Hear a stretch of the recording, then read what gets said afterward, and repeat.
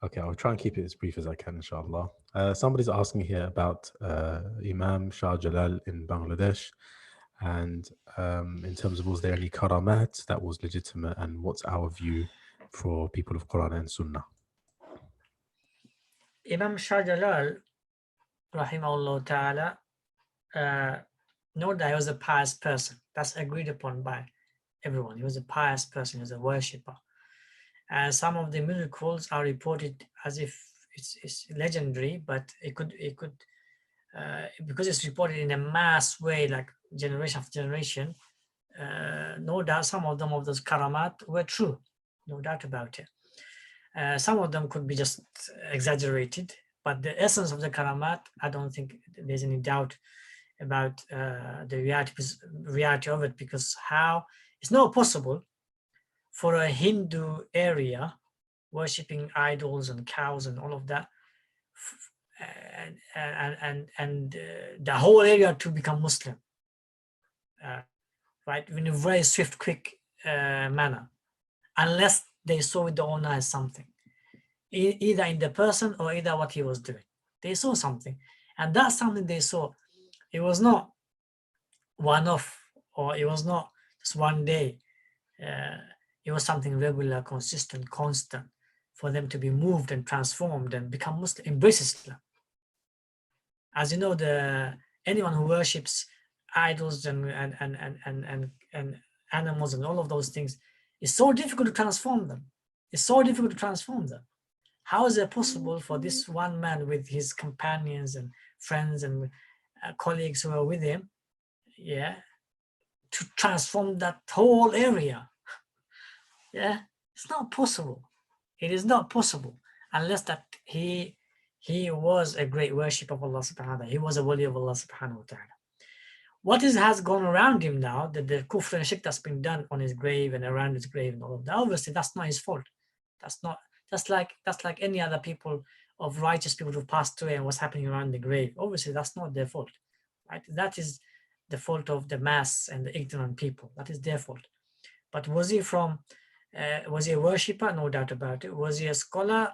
He must have had a certain amount of knowledge of Islam for people to become Muslim. So he must have had certain knowledge to a level of Islam. Maybe not was a scholar to the level of academic level of a scholarship, where we call him a professor or something like that. But definitely he had knowledge of Islam.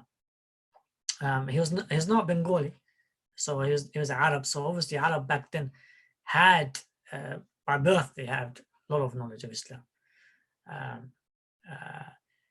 And he definitely was a worshipper.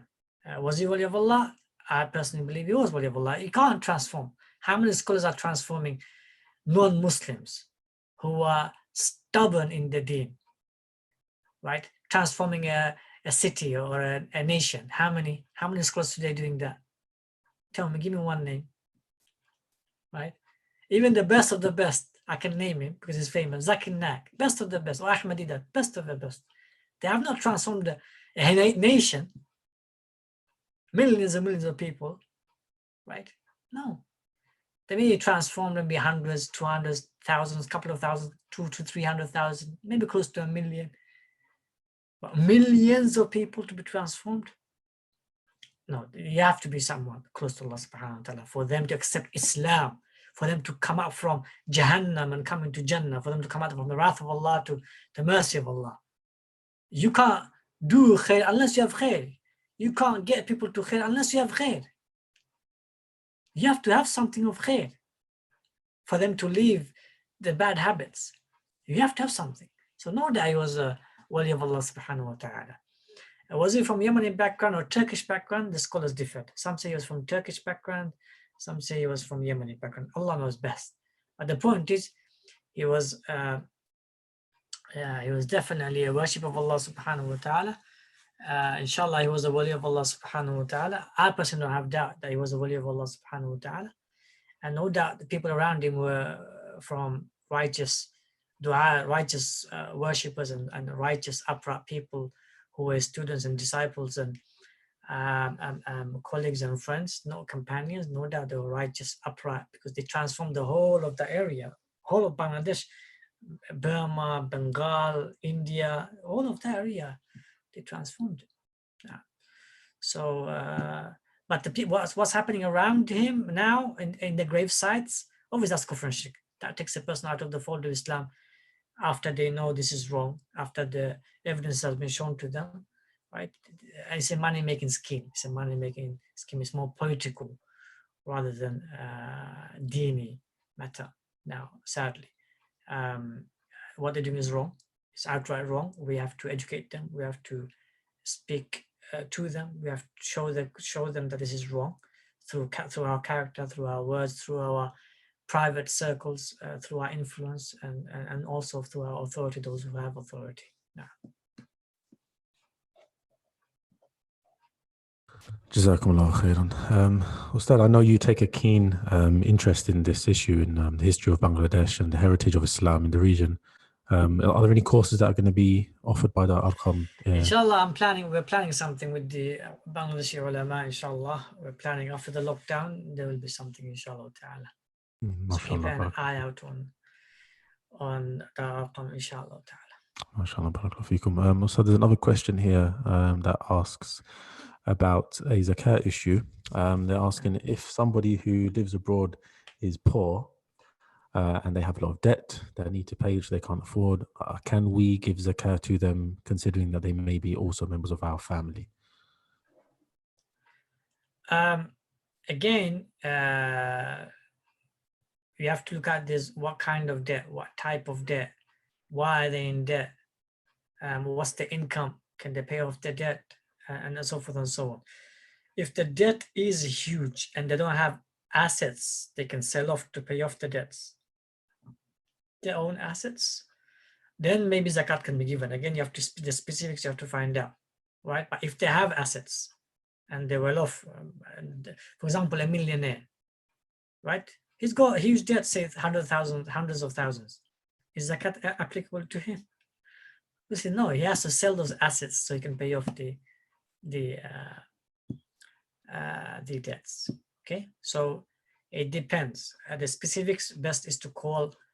Maybe book an appointment through Fitr Center and call me. I'll ask the specific questions and get to know the specifics, and then inshallah I can give you a more appropriate answer, inshallah. Barakallahu feekum. Actually, I'm going to be sending the link of Fitra Center in the chat, just so you all know. Fitra Center is an organization for Sheikh Abu Ubayd, which deals with anything to do with essentially the fitra, right? So that but also there's an extension on that, I'm guessing. Would you want to explain, just so people know, when would they go to Fitra Center? What kind of need would it solve? Any issues, to be honest, which you're struggling with, if you want to talk to someone, just talk, just like it's like more like just letting it out from your chest, your troubles, your challenges, your difficulties. You can yes, make an appointment and talk to us, and we will try our best to console you, comfort you, and if you want directions and guidance and instructions, we can even do that. If you're having family problems with the husband or with your wife, if you want to come and talk to us, we can do that, inshallah ta'ala. And if you're having serious other problems which have to do with evil or sihr or jinn possession, inshallah we try our best to even assist through ruqya, through Quran recitation and ruqya treatments. And I just want to announce tomorrow, I think tomorrow I've got a dars on this issue. Let me just see what time quickly. While the Sheikh's finding that, everybody, the Sheikh has been very humble. He's actually also an expert at dream interpretation. So take your dreams to Fitra Center as well. One of the rare skill sets available in our community, especially here in the West, where somebody actually takes care to study very hard and ponder and understand the deep meanings of dreams. Dreams are a huge part of our religion, everybody, especially part of the mu'minun in general. So any kind of dreams that you want to have interpreted, take them also to the Fitra Center. I've posted the link in the chat as well, where you can set up an appointment with the Sheikh, inshallah. Okay, I can't find it. Tomorrow I've got, inshallah we will advertise it anyway. Tomorrow I've got dars on those who are suffering spiritual illnesses, inshallah, tomorrow. So inshallah, yeah, I will talk about some issues there. So anything with the ruqya, we try to help and assist as well, inshallah ta'ala. Now, so these are some of the services Fitra Center has. So if any zakat questions like that, specifics, anything to do with specifics, you can make an appointment with the center and then speak to myself. Inshallah, again, if I can answer, then what I do, I tend to give it to my seniors in this country. I tend to pass on then your numbers or their numbers to you, or whichever way, and you can contact them and get the answers or get the help and assistance, inshallah. Barakallahu feekum. There's another question here, Sheikh, about Musa alayhi salam and his conversation with Allah subhanahu wa ta'ala. The questioner asks, how does one comprehend that speaking, the attribute of Allah subhanahu wa ta'ala? And then he asks, was this through actual sound, or are we not supposed to question the kayfiyya, the howness of it? Yeah, obviously Musa heard the speech, otherwise Musa can't reply back. So Allah subhanahu wa ta'ala spoke, and Musa heard the speech and replied back to Allah subhanahu wa ta'ala. Now, so Musa heard Allah's speech. Allah spoke, and Musa heard and replied back to the speech of Allah subhanahu wa ta'ala. Up to there, we can know. Beyond that, we cannot know, because it's beyond our intellect. Now, Barakallahu feekum. Sheikh, someone's here asking a very important question, that is, can Fitra Center help with mental issues as well? yes, if you want to talk, inshallah, we can talk and then see what is the issue that is bothering you, and we'll try our best to help. When we can't help, then obviously we'll ask you to go and see more experts on those fields, inshallah. We're just simply intermediary at the moment of between us and the expert fields. So that's what we try to do. So we try to be intermediary between husband and wife and husband, and between the scholarly issues and expert issues. We try to be intermediary and bridge the gap as much as possible. And then where we cannot help, we know our boundaries, we direct you to the experts in their respective fields. Barakallahu feekum. Sheikh, the following isn't a question, but I wanted to read it out because it's a very nice, reassuring comment. The person says, Assalamu alaikum. This is the first Ramadan since my family and I have been cured after suffering from sihr, alhamdulillah, after a few years.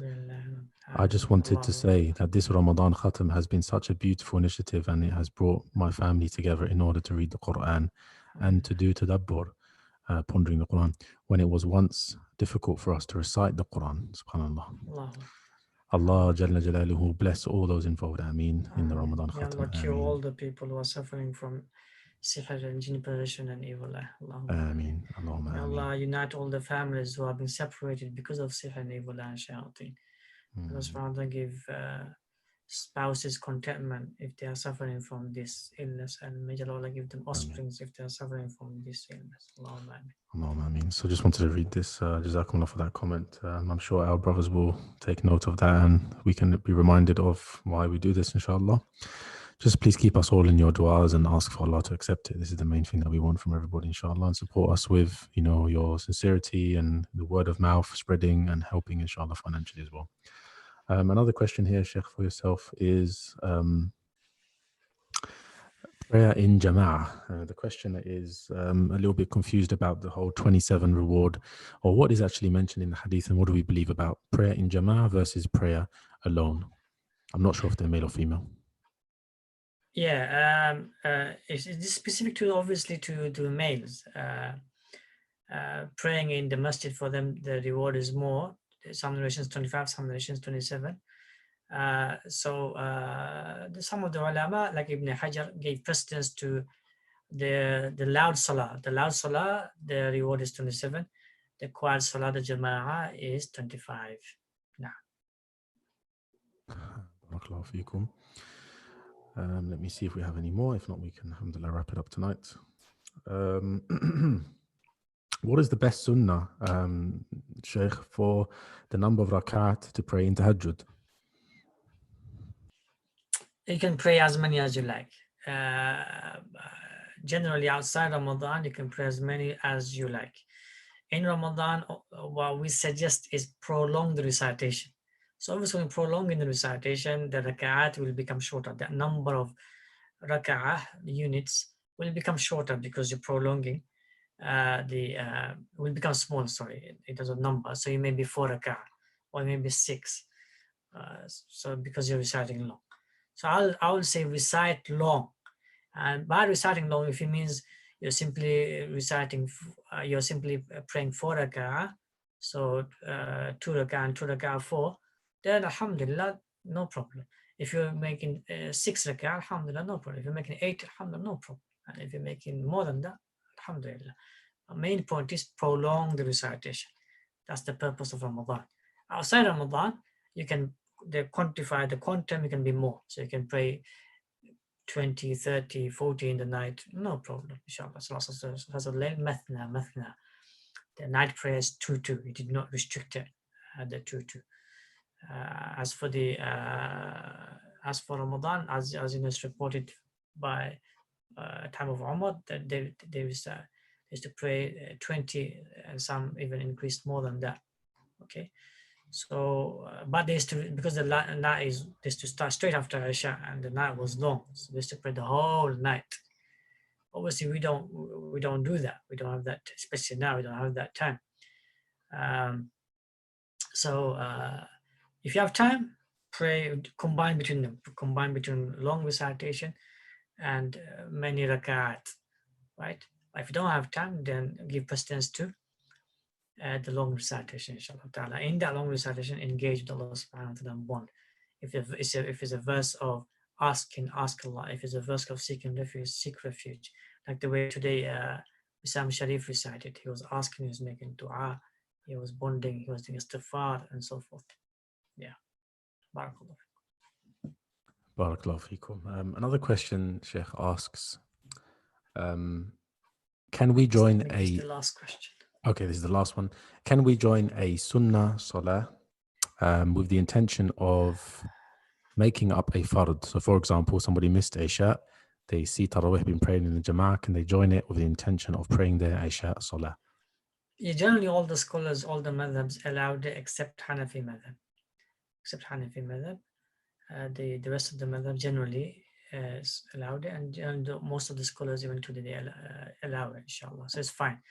And the evidence is hadith in Sahih Muslim, when Mu'adh bin Jabal used to pray Isha in his used to pray Isha with Muhammad sallallahu alaihi wasallam in Jama'ah, and then he would go and pray Isha with his people in his local area. He would lead them. So obviously he's intending a voluntary salah when he was leading, and they were praying behind him for the salah. Yeah, so the intentions can differ from Imam to the Muqtadi, and vice. If that is the case, then the vice versa can be done also. Yeah. Alhamdulillah Rabbil Alameen. Jazakumullah Fadilat al-Sheikh for this generous time. Is there anything else you'd like to say, Sheikh, before we close? Jazakumullah khair for yesterday. Yesterday's marathon was amazing, and it was marathon and sprint. Sorry, so it was amazing. So again, Jazakumullah khair for all those who donated £1. May Allah protect you, cure you from your illnesses, preserve you, preserve the Muslim Ummah, relieve our pains and sadnesses and sorrows, make us proactive, conscious Muslims. May Allah make us amongst the worshippers of the night, that we enjoy and we love to worship Allah subhanahu wa ta'ala out of gratitude and out of humbleness. May Allah subhanahu wa ta'ala make us amongst the mu'minun of this generation. May Allah subhanahu wa ta'ala give us nur in their souls, in the heart, so much so that we do not commit major sins knowingly or persist therein.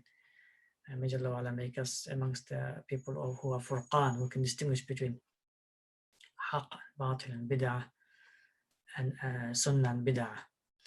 Allahumma ameen. Allahumma ameen. Jazakumullah everybody for joining again. We'll see you tomorrow night, inshallah. Tomorrow we have the Imam Al-Khatib Al-Qari, Azhar graduate Sheikh Ashiq Al-Rahman joining us for our tilawah from Dar al-Ummah Masjid. Very good friend of ours here at Al-Arqam. I'm personally very looking forward to his tilawah. I prayed with him. Me and him were both imams together, co-imams, colleagues in Dar al-Ummah Masjid for Tarawih many years ago. And finally, I'm going to hear his recitation again. I used to look forward to his recitation when I used to pray there at that mosque. So he'll be here tomorrow. So make sure you tell all your family and friends, inshallah, and he'll be coming here and bringing his Dar Ummah crowd with him, inshallah, so we can unite under one program in that night. We also have Imam Sheikh Jamal Abdel Nasser as well, returning tomorrow too. Alhamdulillah. So we're bringing out the big guns, inshallah. Al-Quran. Allahu Akbar. So I'm hoping also to book a slot for our young Sheikh Abdullah Al-Ma'mun. Sheikh Ubayd, I'm asking you to read as well tomorrow, if you don't mind. And we I'm have going the to be seniors, alhamdulillah. people ask me today in the Q&A, like, why so and so, we want so and so to read. Look, I try my best to share this platform, so that's why I don't read personally that much, and this is a platform Allah has blessed us with, and I want to make it. Me personally, I take pleasure and shoulders of the Sheikh Abu Ubaid in bringing as many Ahlul Quran as possible under this platform. So we only have 1 juz per night. It's so, subhanAllah, short compared to what we really want to read. And I hope this inspires everybody next Ramadan and even after this Ramadan to read many more every night. Inshallah, 3 juz. The beautiful thing about how many juz per night is the number of juz you read per night is the number of khatmas you do in a month, because 30 juz, 30 days. If you're reading 1 juz per month, you're finishing once a month. If you want to finish twice a month, all you've got to do is read 2 juz. That's all you have to do. So we have a limited amount of Quran we can distribute, of course, every night. Tomorrow, inshallah, I'll try and give you a very nice lineup for everybody. So make sure you tune in, inshallah. Subhanak Allahumma bihamdik. Ashhadu an la ilaha illa ant. Astaghfiruka wa atubu ilayk. If the brothers can play, inshallah, a video for everybody while we close, as some people still might be catching up on YouTube as well.